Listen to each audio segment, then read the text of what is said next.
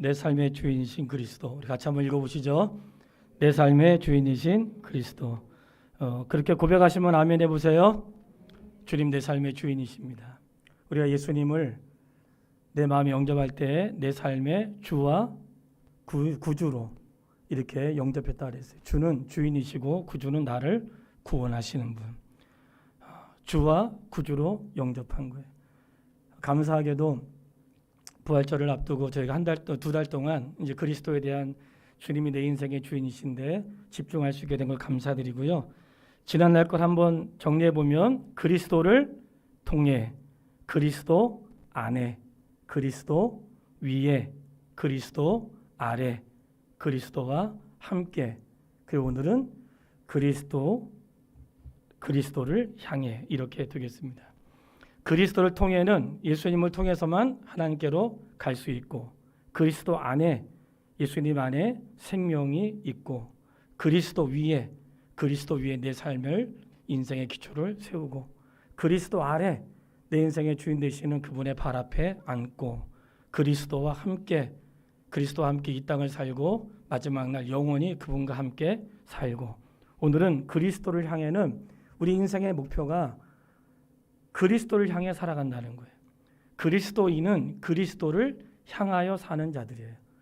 그리스도인이라고 하는 뜻이 그리스도를 따르는 사람들. 그러니까 말씀을 드렸지만 초대교회에 그리스도를 따르는 사람들을 그리스도인이라고 했는데, 그리스도인은 스스로 그리스도인들이 부른 이름이 아니라 그리스도인을 향하여 그리스도를 알지 않는 사람들이, 저 사람들은 그리스도인이야 이렇게 불렀던 이름이라는 거죠. 그러니까 그리스도인은 저 사람들은 그리스도를 따르는 사람들이야 이렇게 불렀던 이름이 그리스도인이라 그랬어요. 그러니까 그리스도인은 삶의 목표가 어디에 있는가? 자기의 꿈과 자기의 계획과 자기의 어떤 목표를 이루는 데 있지 않고 그리스도를 향해 있다는 거예요. 내 삶의 목적, 내가 살아가는 이유, 내가 살아가는 모든 관계가 주님과 연결되어 있다는 거예요. 오늘 그 말씀을 드리려고 하고요. 그리스도를 향한다는 것은 항상 주님을 내 마음에 모시고, 그리고 내 앞에 그분을 지향하여 사는 그런 삶을 그리스도를 향해 이렇게 말씀하는 거예요. 우리가 평생 동안 우리가 해야 될 일이 있다면 주님을 알아가는 것이고 그분이 기뻐하시는 바를 행하는 것임을 기억할 수 있게 되기를 바랍니다. 사람과 사람과의 사이에서 진짜 중요한 거는 서로를 이해하는 것도 중요하지만 서로가 주님을 바라보는 거예요. 결혼할 때에 제가 주로 결혼할 때 쓰는 주례사 가운데 하나는 뭐냐면, 서로가 서로를 바라보는 것도 굉장히 중요한데 서로가 주님을 바라보는 거예요. 그러면 주님을 바라보다 보면 내 삶의 문제가 서로에게 갈등이 있어도 주님을 바라볼 때 용납도 되고 이해도 되고 용서도 되고 다시 일어날 수 있는 모든 용기가 그리스도를 바라볼 때 생긴다는 거예요. 삶의 지향점이 행복하기 위해서가 아니라, 윤택하기 위해서가 아니라 나를 부르신 그리스도를 같이 지향할 때, 그때 가정이 견고하게 서고 교회가 같이 그리스도를 지향하고 이 땅에 있는 모든 그리스도인들이 같이 그리스도를 지향하는 거예요. 우리가 그것을 그리스도를 향해라고 말씀하고 있는 것이죠.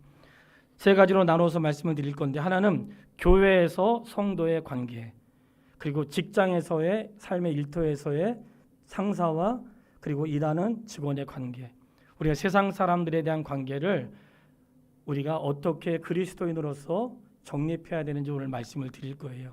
그리스도를 향한다는 것은 종교 생활만이 아니에요. 우리가 신앙생활 한다고 할 때, 나 교회 다녀 할 때 교회 생활만 신앙생활이 아니에요. 나 교회 다녀 그럴 때는 교회 생활도 신앙생활이고 직장 생활도 신앙생활이고 스포츠와 여가와 모든 삶의 일들이 신앙생활이에요. 예배당에서만 신앙생활하는 게 아니에요. 내 모든 삶이 그리스도를 향해 있는 거예요. 예배를 드릴 때에도 주님을 향해 있고, 여행을 갈 때도 주님을 향해 있고, 직장에서 일을 할 때에도 주님을 향해 있고, 사람과 사람과의 관계 속에서도 주님을 향해 있고, 학교에서 공부하거나 누군가로 관계를 맺는 모든 일들이 전부 다 주님을 향해 있는 거예요. 그렇기 때문에 성경을 통해서 우리가 그 말씀을 배우게 되는 거예요. 우리가 읽었던 로마서의 14장에 있는 말씀은 교회 안에서 성도의 관계를 말씀하고 있는 거예요. 교회 안에서의 성도의 관계는 어떻게 해야 되는가? 교회에는 직분도 있고 또 사는 처지가 다 다르죠. 우리 사는 모습이 다 달라. 제가 신앙생활하면서 너무 기쁘고 감사한 거는 세상 어디에도 이와 같은 조직은 없다 그랬어요. 공동체는 없다 그랬어요. 어린아이부터 어른까지 한 자리에 있죠. 나이를 불문하고 있죠. 성별을 불문하고 전부 다 그 자리에서 하나님 말씀을 듣는다는 거예요. 어린아이부터 어른까지 같이 우리가 그 자리에 참여한다는 거예요. 요즘 주일날 10시에 어린이 온라인 예배를 우리 전도사님하고 우리 재령이하고 선생님들이 휴고해가지고 매주 영상을 제작하고 준비하고 있어요. 제가 옆에서 보잖아요. 그 수고가 이루 말할 수가 없어요. 근데 보는 사람은 한두 명이야. 때로는 이거 해야 되나? 그런 마음이 충분히 들 수 있다고 생각해요. 그런데 왜 해야 되는가? 예배 드리는 한두 명이 있기 때문에 해야 되는 거예요. 그를 위해서 하는 거예요. 우리가 하는 모든 것은 많은 사람을 위해서 하는 것이 아니라 말씀을 듣는 그 사람을 있기 때문에 하는 것이에요. 교회의 관계는 이런 거예요. 우리가 혈륜이라고 하는데 혈륜은 피를 나눈 형제들이잖아요. 근데 하나님 우리에게 새로운 공동체를 주었는데 공동체는 예수 그리스도 안에서 한 형제와 자매가 되게 하신 거죠. 그래서 우리가 다 그리스도인이기 때문에 어느 곳에 가든지 교회만 다닌다 그래도 마음이 그냥 열려지는 거예요. 형제 자매라고 부른단 말이죠. 교회가 서로 달라도 이단이 아닌 이상은 우리가 전부 다 형제와 자매로 그렇게 여겨지고 교회 크고 낮고 지하실이고 상가고 꼭대기고 그런 거 상관없는 거예요. 그런 건 상관없이 모든 일들은 그리스도 안에서 한 가족이라고 말씀하고 있다는 거예요. 오늘 읽었던 로마서 14장에는 근데 그 교회 안에는 두 종류의 사람이 있어. 두 종류의 사람이라고 하는 것은 목사와 성도가 아니고 직분자와 직분자가 아닌 사람이 아니고 남자와 여자가 아니라 믿음이 강한 사람과 믿음이 약한 사람이 있다는 거예요. 어떤 사람 믿음이 강해가지고 어떤 일에도 상처도 안 받아. 뭘 해도 그냥 꼼짝도 안 해. 무슨 일이 있어도 아무렇지도 않아. 어떤 사람은 믿음이 약해가지고 바람만 불어도 상처받고 조금만 해도 그냥 쓰러지고 이런 사람이 있다는 거예요. 로마서는 로마 교회를 향하여 쓰신 편지거든요. 그 로마 지역에 사는 사람들이 쓴 편지인데 바울이 로마 교회를 향해 쓸 때 로마 교회에 갈등이 있었어요. 그 갈등은 이미도 그리스도 예수를 믿는 사람이 있지만 이방인으로 있다가 예수를 믿은 사람들이 있어요. 이방인으로 있다 믿는 사람들은 과거에 어떤 사람들이었을까? 우상을 숭배했던 사람들이에요. 그런데 당시 로마의 식당에 나오는 이 시장에 나오는 많은 음식들 중에서 많은 부분이 우상의 제단에 바쳐진 음식이 나오는 거예요. 그냥 도살장에서 고기 잡아가지고 식당으로 가는 게 아니라 우상의 제물 앞에서 고기를 잡아가지고 거기서 잔치를 하고 그걸 가지고 식당에 나와서 이제 고기를 파는 거죠. 그러니까 이 사이에서 예수 믿는 사람들이 저거는 우상의 제물에게 바쳤던 음식이니까 저건 먹지 말아야지. 이런 사람도 있고 어떤 사람은 우상이 있으나 마나 우상은 가짜인데 난 양심에 꺼리낌이 없어서 그것을 음식을 먹는 사람도 있단 말이죠. 우리가 흔히 말하는 제사 음식을 먹는 자도 있고 먹지 않는 자도 있죠. 그 일에 참여하는 자도 있고 참여하지 않는 자도 있어요. 그거에 대한 말씀을 지금 바울이 그 교회 가운데 하고 있는 거예요. 왜냐하면 음식을 할 때에 제가 성경을 읽어드릴게요. 마가복음 7장 19절에 음식에 대한 말씀이 있어요. 마가복음 7장 19절. 이는 마음으로 들어가지 아니하고 배로 들어가 뒤로 나갑니다. 모든 음식들을 깨끗하다 하시니라. 아멘. 음식은 어디로 들어가요? 배로 들어가는 것이지 마음으로 들어가는 게 아니라는 거예요. 이 말은 뭘까요? 내 마음에 들어가는 것이 나의 생각과 가치관을 결정하는 거잖아요. 내 마음에 그리스도를 모신다고 하잖아요. 내 마음에 들어가는 것을 구별하고 준비해야지. 음식은 아무것도 아니라는 거예요. 음식은 아무것도 아니고 자기가 건강을 위해서 먹을 수도 있고 안 먹을 수도 있고 해로우면 안 먹으면 되고 나는 괜찮으면 먹으면 되죠. 음식이 나를 더럽게 할 수 없다. 이것이고 우상의 제물에 대해서도 동일하게 말씀하시는데 우상의 제물은 성경 여러 곳에서 말씀하고 있기 때문에 고린도전서 8장에 보면 우상의 제물에 대해서 우상은 진짜가 아니라는 거예요. 하나님 외에는 우상은 하나님에는 신이 아니기 때문에 다 가짜라는 거예요. 그러니까 우상의 제물이 드려졌다고 해서 그 제물이 거룩하거나 또는 뭐 더럽혀지거나 그런 게 아니라 그것은 그냥 음식이라는 거예요. 근데 이것을 먹을 수도 있고 먹지 않을 수도 있는데 마음이 연약한 자는 용기가 안 나는 거예요. 왜냐하면 우상을 섬기다가 돌아왔는데 혹시라도 내가 우상의 제물을 먹을까 봐 두려운 마음이 생기고 혹시 내가 저거 먹으면 어떡하지 하고 고기를 먹지 않는 채식주의자가 된 거예요. 채식만 먹는 거죠. 채식주의자. 그런데 믿음이 있는 사람들은 이까짓 거 뭐 아무것도 아니고 고기를 먹는단 말이죠. 그러니까 이런 갈등이 그들 안에 있었어요. 어떤 사람은 양심에 꺼리낌이 있어가지고 먹지 않는 사람이 있는데 어떤 사람은 양심에 거리낌이 없으니까 먹는단 말이죠. 이 사이가 로마 교회 안에 있다 보니까 어떤 일이 생겼는가? 갈등이 일어나는 거예요. 저 사람은 음식을 안 먹어. 이 사람은 음식을 먹어. 뭐 그까짓 거 가지고 안 먹고 그래? 먹어도 되는데 이런 사람이 있고 꼭 그렇게 먹어야 돼? 이런 사이가 있는 거예요. 우리가 이거를 어떻게 표현할 수 있냐면 사소한 문제라고 하는 거예요. 어떤 문제요? 사소한 문제. 중요한 문제가 아니라는 거야. 예. 중요한 문제가 아닌데 중요하지 않은 문제 때문에 어떤 일이 생길까요? 갈등이 있고 저 사람은 그런 사람, 이 사람은 이런 사람, 갈등이 있는 사소한 문제. 우리가 평생 사는 날 동안 천국 갈 때까지 모든 사람의 의견은 절대로 일치하지 않습니다. 하나님의 교회도 모든 사람이 다 일치하지 않아요. 평생을 살아가도 아무리 얘기해도 그렇게 생각하세요. 나는 다르게 생각할 거니까. 이런 사람은 반드시 있어요. 근데 이런 모든 생각은 뭐냐? 사소한 문제라는 거예요. 신앙생활 하다 보면 사소한 문제가 사람 사이를 갈등을 유발할 때가 있어요. 나는 이 자리에 꼭 앉아야 되고 딴 데 앉으면 안 되나? 예? 그죠? 우리 그 자리에 꼭 앉아야 되는 분 있잖아. 그러면 그 사람 별거 아니니까 그럴 수도 있고 주일날 어떤 분은 음식을 사 먹는 분도 있고 어떤 분은 안 사 먹는 분도 있어요. 목사님 중에도 그런 분이 있어요. 어떤 분은 주일날 행사라면 밥도 안 먹고 가세요. 예, 아무튼 밖에 나가서 밥도 안 사 드시는 분도 있어요. 어떤 분은 그냥 주일에다가 배고프면 먹을 수도 있고 다양한 사람들이 있는데 이 문제가 우리에게 주는 교훈은 무엇인가? 사람들이 이러한 사소한 문제로 갈등이 일어날 때에 그 문제가 아니라 그를 대하는 태도에 문제가 있다는 거예요.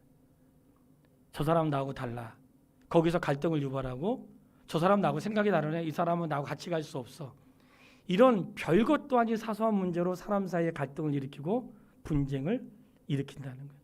그러나 이거는 문제의 내용이 아니라 태도의 문제인데 우리가 어떻게 해야 되는가? 서로 용납하라는 거예요.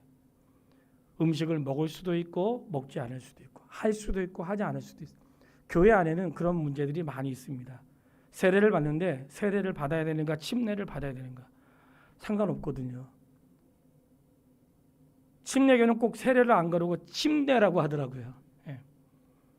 물속에 들어갔다 나왔든지 아니면 머리에다 약식을 했든지 상관이 없어요. 왜냐하면 그 행위가 그를 깨끗하게 하는 게 아닌 거 아시죠? 행위가 그를 깨끗하게 하는 게 아니야. 그 의미는 물속에 들어갔다 나오면 그가 깨끗해지나요? 우린 맨날 들어갔다 나오잖아. 예. 근데 깨끗하지 않잖아요. 세례는 어떤 의식이라고. 물속에 들어갔다 나와도 깨끗하지 않고 머리에다가 물을 적셔도 똑같이 깨끗하지 않은 거예요. 다만 의식이 그가 옛사람이 죽고 새사람이 되었다는 선언이란 말이죠. 이거를 물속에 들어가야 된다, 들지 않아야 된다 하고 평가하려면 되겠어요? 안 되겠어요? 안 돼. 최근에도 제가 한번 설교한 적이 있는데 가까운 교회, 가까운 지역에 있는 성도 한 분이 우리 교회 왔어요. 저는 신방 중에 전화 와가지고 무슨 급한 일인 줄 알고 3번이나 전화 와가지고 일단 제가 모르는 전화 안 받거든요. 예. 어떤 분 사모가 전화했는데 몇 번이나 거절당해서 날 싫어하나 보다 그랬대. 알고 봤더니 사모님이니까 전화를 몰랐다는 거예요. 전화번호를. 제발 입력하시기 바랍니다.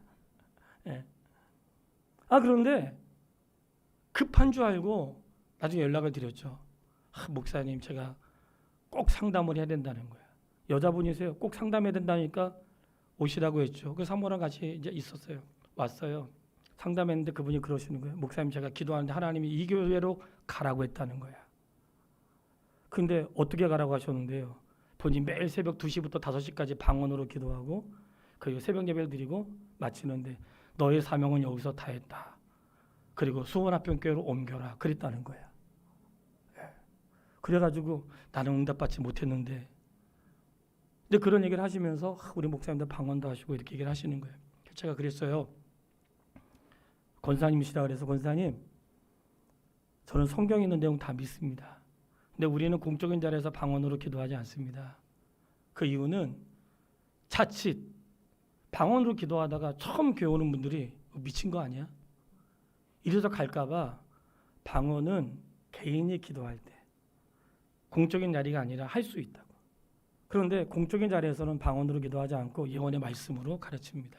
그리고 모든 은사는 하나님의 말씀 밑에 있는 것이지 은사 위에 있는 것이 아니고, 기도하다가 그렇게 이제 결정을 하셨다는데 그건 옳지가 않고 교회를 잘 섬기십시오 이렇게 하고 돌려보냈어요. 예. 왜 이런 일이 가능한가? 아주 사소한 문제. 방언할 수 있습니다. 안 할 수 있어요. 이거 구원의 문제 아니에요. 성경에는 방언도 있고 치유의 은사도 있고 귀신 쫓아내는 거 다 성경에 있어. 그럴 수 있고 그럴 수 없는 것도 있는 거예요. 왜냐하면 은사는 하나님의 때를 따라 하나님의 영광을 위해서 허락하시고, 우리가 알지만 세례 요한은 한 번도 기적을 베풀지 않았습니다. 그런데 세례 요한의 말씀을 들으려고 어떻게 했어요? 광야로 갔다는 거예요.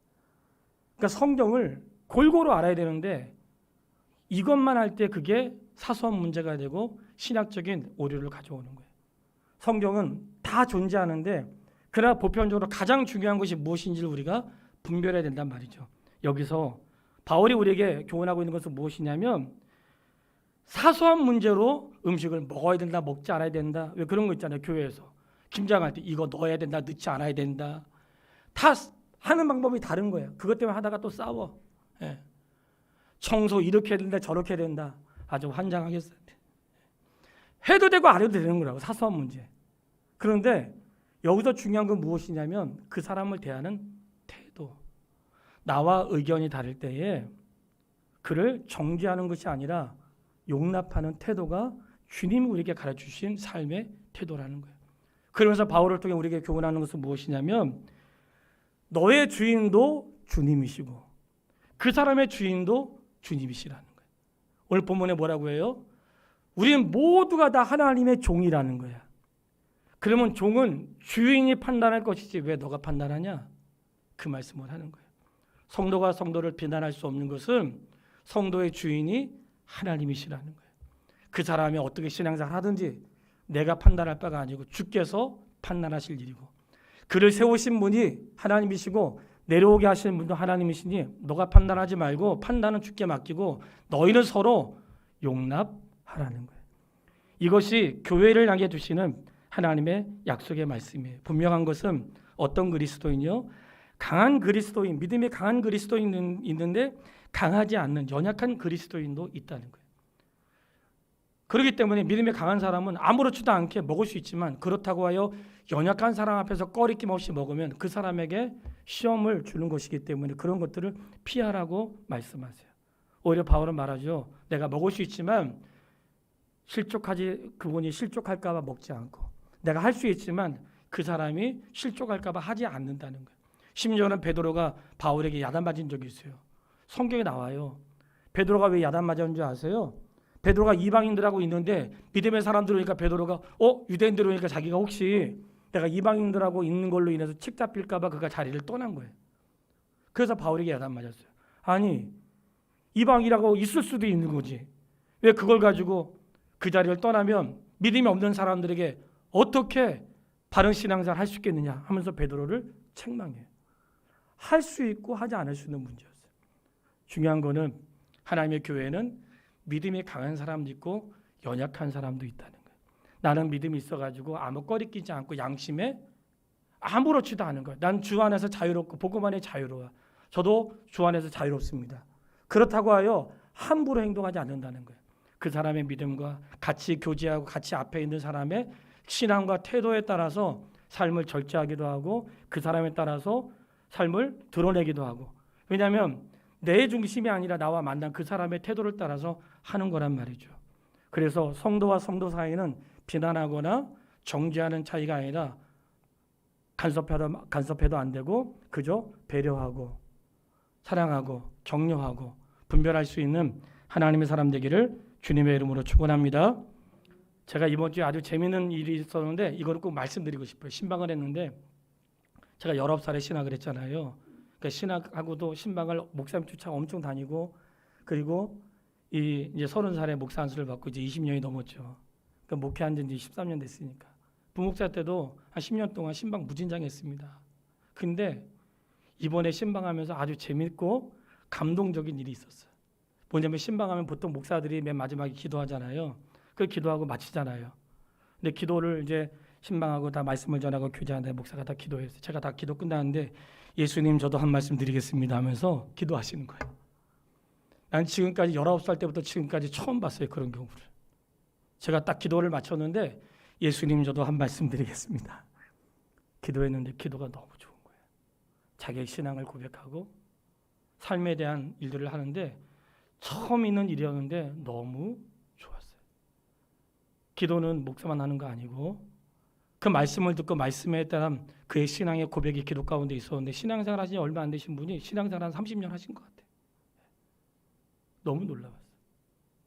이 말씀을 드리는 것은 우리의 삶의 자리에서 다양한 일들이 일어날 수 있어요.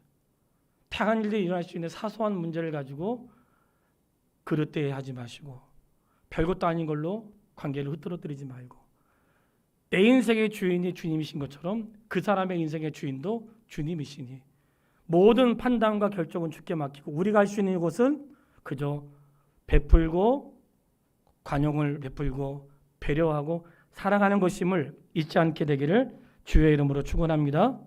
두 번째, 일터에서. 이건 성경을 한번 찾아봐야 돼요. 골로새서 3장 22절로 4장 1절 말씀. 이제 성경을 펴놓고 말씀을 들으면 좋겠어요. 골로새서 3장 22절로 4장 1절 말씀.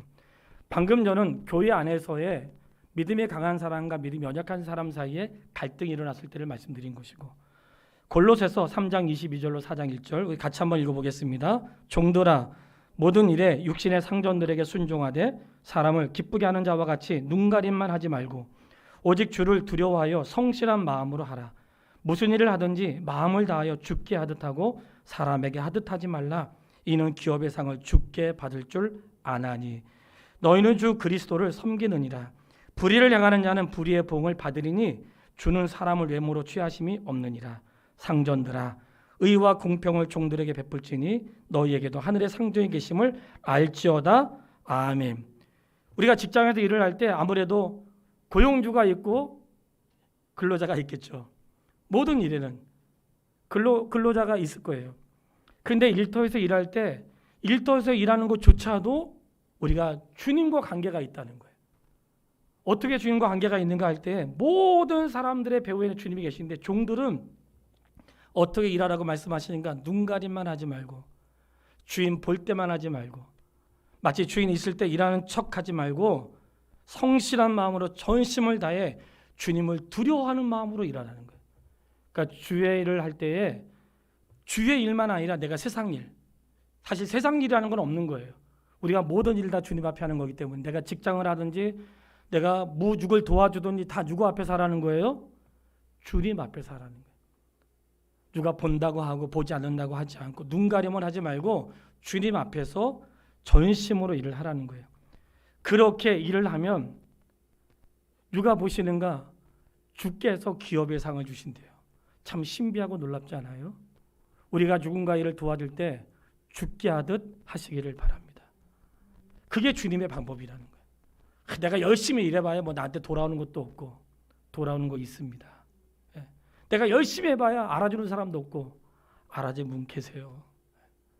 너희가 일할 때 눈가림만 하지 말고 사람 앞에 하지 말고 하나님 앞에 하라는 거예요. 이거는 교회를 하라는 게 아니잖아요. 가정에서 직장에서 내가 무엇을 하든지 사람 앞에 하지 말라는 거예요. 이게 주님의 말씀이에요. 그럼 상전들은 너희가 종들을 대할 때 의와 공평으로 하라는 거예요. 사기치고 돈 안 주고 띄워먹고 일부러 부도내고 나쁜 짓입니다. 그리스도인은 그러면 안 됩니다. 저는 제가 직접 부도내고 도망가는 한 분을 보았습니다. 직분은 말하고 싶지 않아요. 낌새가 이상해가지고 느낌이 이상해서 갔더니 다 정리하고 밤에 미국으로 도망가려고 준비 다 해놓은 거예요. 그는 직분자였어요. 제가 맡은 부목사 때 제가 맡은 지역에 성도였고 가족이 다 정리하는데 다 정리하고 왜냐하면 부도 나가지고 살 수 없으니까 본인은 알고 있는 거죠. 성도 여러분, 그러면 안 됩니다. 그거는 그리스도인으로서 바른 모습이 아닙니다. 우리가 무엇을 하든지 죽게 하는 것이 이제 사람 앞에 하는 게 아닙니다.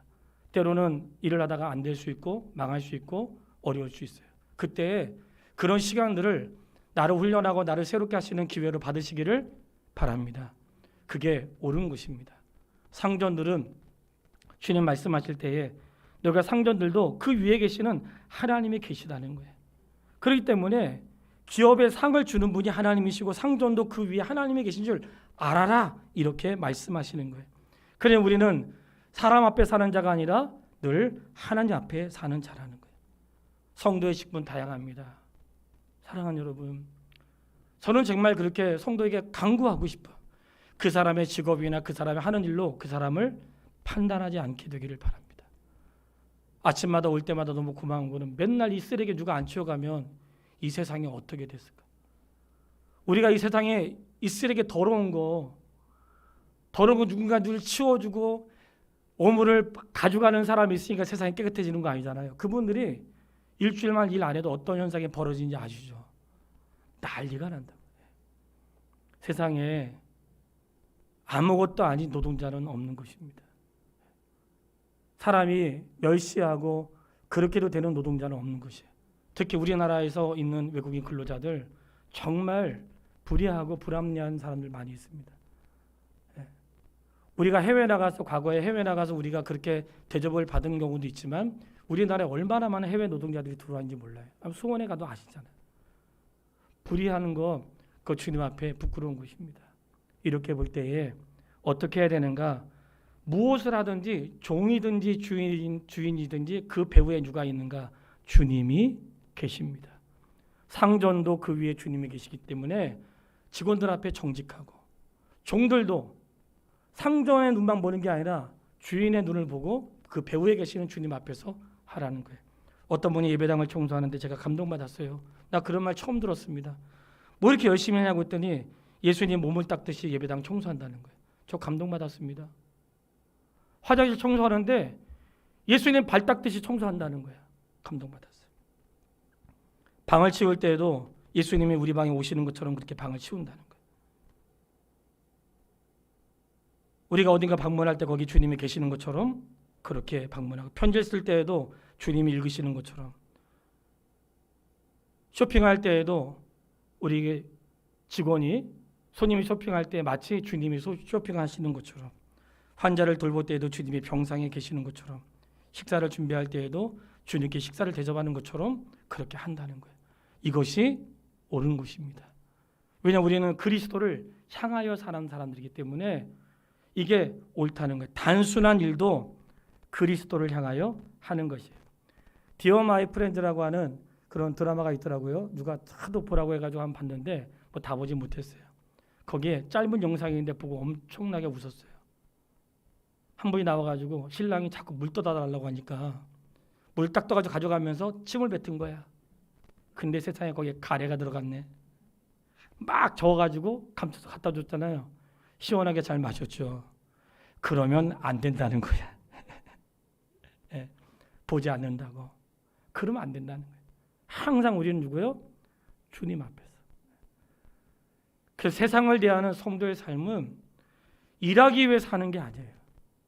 우리가 입버릇처럼 고백하는 것은 내가 살아도 죽어도 주를 위하여 살고 주를 위하여 죽는다. 사나 죽으나 우리가 주님의 것이고 먹든지 마시든지 무엇을 하든지 하나님의 영광을 위해 한다고 했어요. 그러면 내가 하나님의 영광을 위해 산다면 그도 하나님의 영광을 위해 사는 사람이다. 나만 그렇게 산다고 착각에 빠지면 안 돼. 내 인생의 주인 되시는 그분이 주님이시라면 그 사람의 인생의 주인도 주님이세요. 그 사람을 세우고 폐하시는 것은 주님의 권세에 있어요. 우리는 오랜 시간 동안 다윗과 사울에 대해서 배웠어요. 저는 다윗을 보면서 제 마음에 결심한 게 있어요. 이게 뭐냐면 사울이 엄청나게 잘못했는데 다윗이 손을 안 대. 왜 그럴까요? 하나님이 기름 부어 세웠다는 거예요. 몇 번의 죽일 기회가 있었는데 손을 대지 않아요. 왜 그럴까요? 하나님이 그를 세웠다는 거예요. 우리가 그런 마음 잊어버리면 안 됩니다. 이거는 왕에 대한 말이 아니라 우리 모두에게, 내가 누군가를 향해 할 때에도 그를 세우신 분이 주님이시고, 나에게만 주님이 계신 게 아니라 그분에게도 주님이 주인 되시고 배후에 함께 하신단 말이죠. 그렇기 때문에 하나님의 교회뿐만 아니라 삶의 일터에서 우리가 예수 믿지 않는 사람을 대할 때에도 동일한 거예요. 정말 무지하고 안타까운 것은 남의 종교 시설에 가지고 땅 밟게 하면서 무너지라고 하는 거, 아주 무지한 행동입니다. 절에 가서 땅 밟게 하면서 무너지라고 하고, 이슬람 사원 가면서 땅 밟게 하면서 무너지라고 하고, 이거는 아주 악하고 옳지 않은 행동인 것입니다. 왜냐하면 그들도 구원받아야 될 하나님의 백성이고, 돌아오지 않은 하나님의 백성이 하나님이 어떻게 구원하실지 알 수 없기 때문에, 우리가 이방신과 우상들은 믿지 않지만 그곳에 빠져있는 자들을 향하여 긍휼한 마음을 잊어버리면 안 된다는 거예요. 남의 종교시설에 가가지고 기도하는 척하면 땅 밟게 하고, 이거는 옳은 방법이 아닙니다. 하나님의 일반은 총 가운데 모든 하나님의 통치가 있다는 사실을 믿어야 되는 거예요. 그렇기 때문에 우리는 하나님의 통치를 믿고 믿음 안에 살면서 다른 종교를 가지고 있다 하여 함부로 대하거나 멸시하거나 나와 다르다고 하여 그렇게 하는 것을 하나님이 기뻐하지 않는다는 것 기억할 수 있게 되기를 주님의 이름으로 축원합니다. 마태복음 25장을 한번 펴놓으세요. 마태복음 25장에 아주 중요하고 우리가 잘 알고 있는 말씀이 하나 등장하는데, 세상을 향하여 성도가 어떻게 살아야 되는지, 마태복음 25장 31절로 46절 말씀이에요. 한번 펴보세요. 좀 말씀이 길지만 한번 읽어볼게요. 마태복음 25장 31절로 46절 말씀. 좀 길지만 같이 한번 읽어보겠습니다. 읽으면서 한번 생각을 한번 해보세요. 세상을 향하여 성도가 어떻게 살아야 되는지 말씀하는 거예요. 마태복음 25장 31절로 46절. 설교를 듣는 것도 중요한데 하나님의 말씀을 읽는 것 되게 중요하다고 했죠. 말씀을 읽을 때 정확하게, 빨리 읽지 마시고 맞춰서 정확하게 읽으세요. 같이 읽겠습니다. 31절부터 46절. 인자가 자기 영광으로 모든 천사와 함께 올 때에 자기 영광의 보좌에 앉으리니 모든 민족을 그 앞에 모으고 각각 구분하기를 목자가 양과 염소를 구분한 것 같이 하여 양은 그 오른편에 염소는 왼편에 두리라. 그때에 임금이 그 오른편에 있는 자들에게 이르시되 내 아버지께 복받을 자들이여 나와 창세로부터 너희를 위하여 예비된 나라를 상속받으라. 내가 주를 때에 너희가 먹을 것을 주었고 목마를 때에 마시게 하였고 나그네 되었을 때에 영접하였고 헐벗었을 때에 옷을 입혔고 병들었을 때에 돌아보았고 옥에 갇혔을 때에 와서 보았는지라. 이에 의인들이 대답하여 이르되 주여 우리가 어느 때에 주께서 줄이신 것을 보고 음식을 대접하였으며 목마르신 것을 보고 마시게 하였나이까.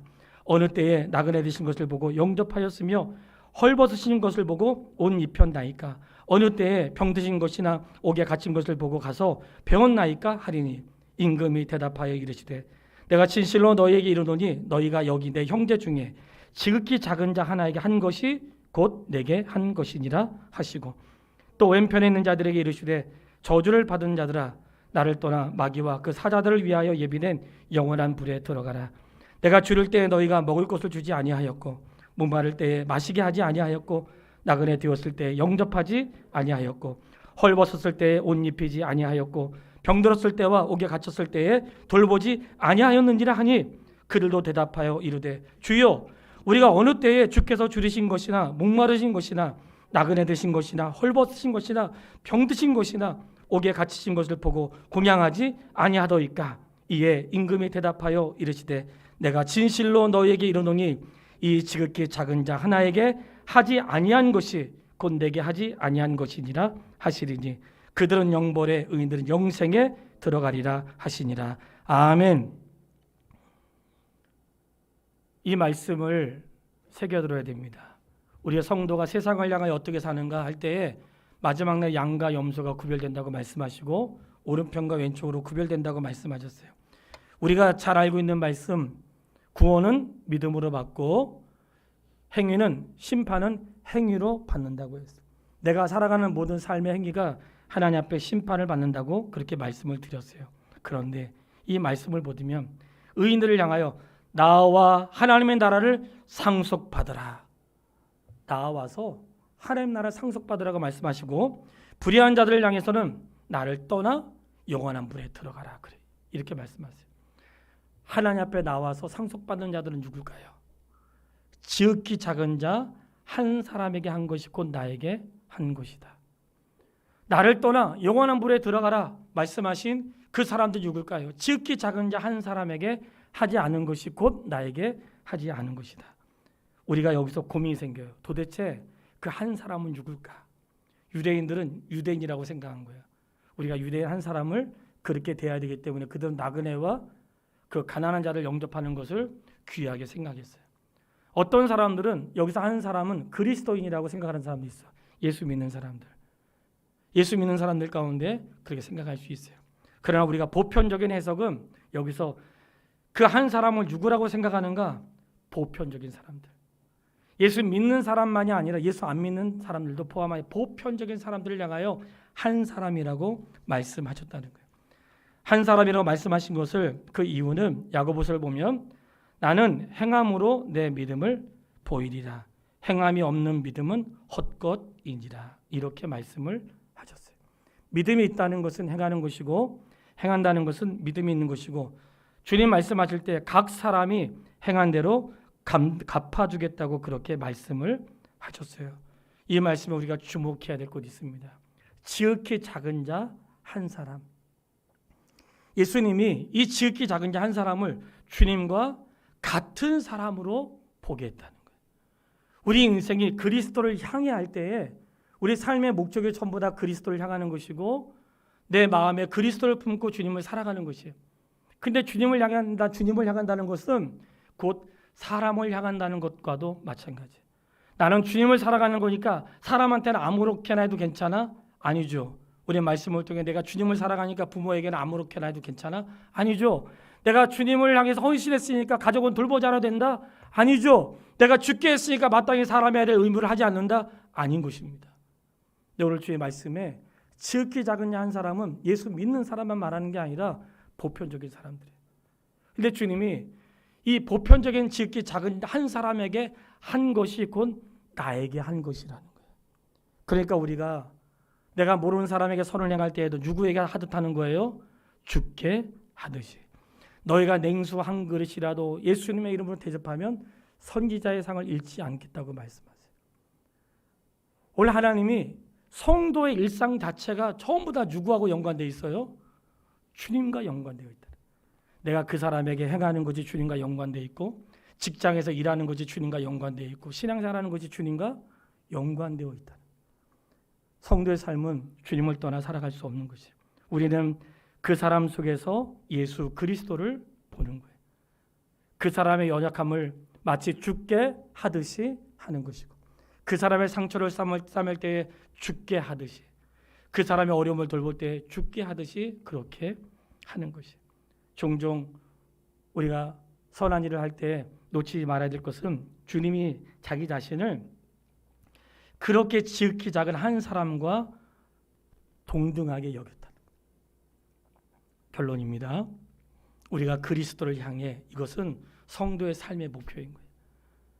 그렇기 때문에 교회 안에서도 사소한 문제로 갈등을 일으켰을 때에 거기에 집중하면 안 되고 그를 세우신 주님을 바라보고, 항상 인생의 주인 되시는 주님을 바라보고, 직장에서 일할 때에 사람 눈치 보고 일하지 말고 하나님 앞에서 일하고,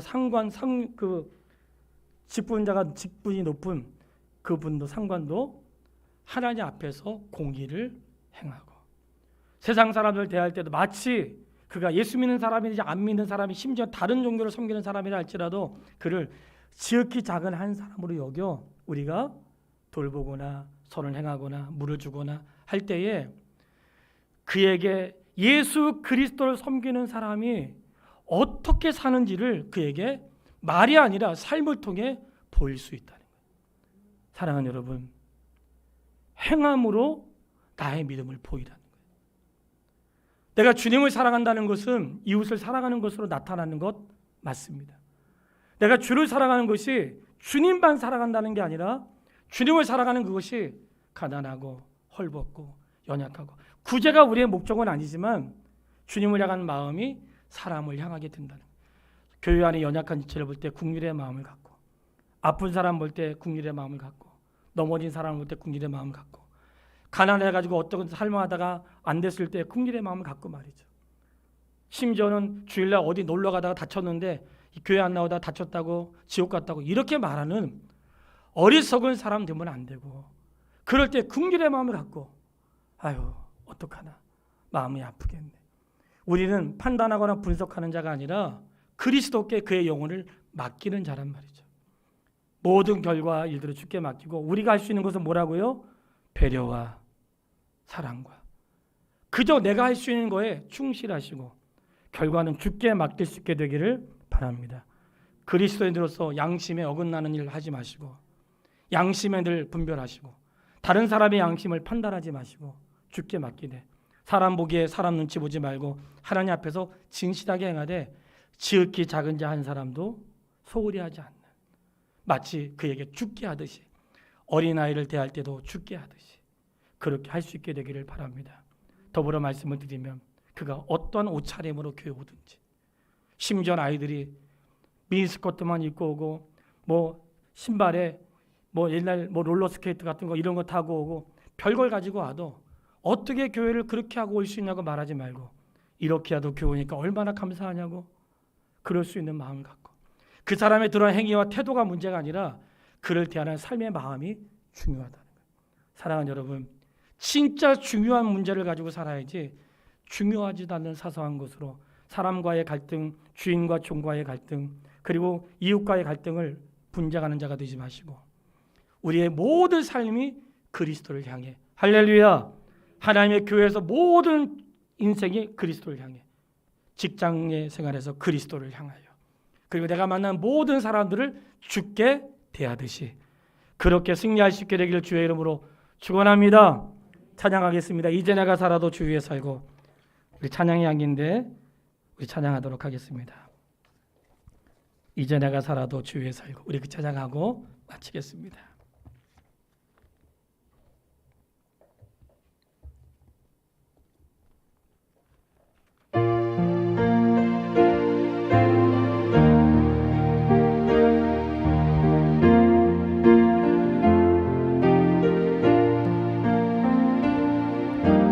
이제 내가 살아도 주 위에 살고,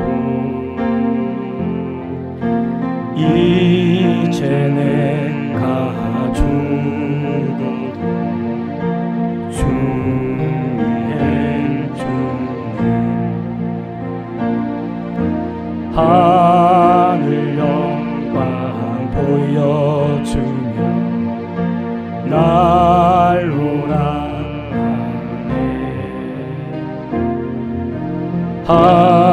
할렐루야 찬송하며 주께 갑니다. 그러므로 나는 사나 죽으나 주님의 것이요, 사나 죽으나 사나 죽으나 날 위해 피 흘리신 내 주님의 것이요, 이제 내가 떠나고 저 천문 가고, 이제 내가 있어도 주 위에 있네. 우리의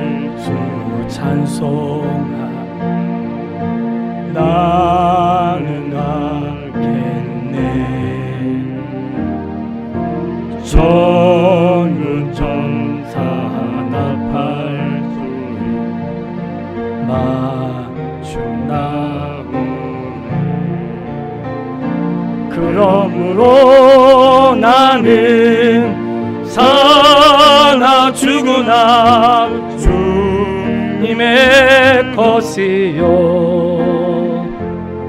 사나 죽으나 사나 죽으나 날 위해 피 흘리신 내 주님의 것이요 그러므로 나는 사나 죽으나 주님의 것이요 사나 죽으나 사나 죽으나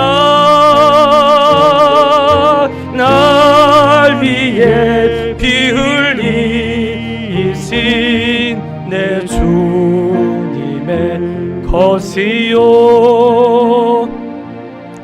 아버지 하나님, 하나님의 은혜를 감사합니다. 우리는 사나 죽으나 주님의 것입니다.